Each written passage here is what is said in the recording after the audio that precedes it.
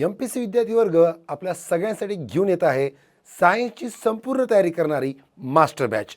या बॅचमध्ये आपलं असणारे सगळ्यात पहिल्यांदा PYQवर बेस असलेली स्ट्रॅटेजीवालं एक लेक्चर त्या टॉपिकचं, त्यानंतर त्या टॉपिकशी संबंधित आपल्या स्टेट बोर्डमध्ये असणारी सगळी चॅप्टर्स त्याच्यावरची लेक्चर्स जी रेकॉर्डेड स्वरूपात असतील तुम्हाला आपल्या ॲपवर उपलब्ध होतील.